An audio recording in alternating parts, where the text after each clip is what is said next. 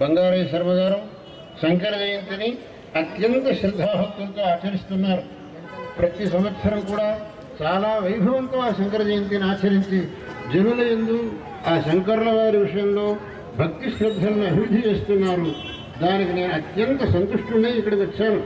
వారికి ఉన్నటువంటి ఆ భగవత్పాద శంకరుల యందు ఉండే భక్తికి శ్రద్ధకు సంతోషం చెంది నేను ఇక్కడికి వచ్చాను. వారు ఇక్కడ ఆ శంకర్ల వారి యొక్క ఒక ఫోటోని చేయించారే, అది అత్యద్భుతంగా ఉంది.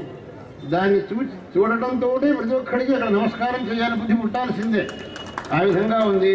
దాన్ని చూసి కూడా నాకు చాలా సంతోషమైంది. బంగారయ్య శర్మ గారికి పరిపూర్ణంగా ఆశీర్విస్తున్నాను. ఈ శంకర జయంతి మహోత్సవం అనేది ప్రతి సంవత్సరం కూడా ఇతోత్ప్రధికమైన వైభవంతో జరగాలి. ప్రతి ఒక్కరూ దాంట్లో పాల్గొని భగవత్పాదుడి యొక్క అనుగ్రహానికి పాత్రలు కావాలని చెప్తూ ఈ మాటలు ముగిస్తున్నాను. మీకందరికీ నారాయణ స్మరణ పూర్వం ఆశీస్సులు తెలియజేస్తున్నాను.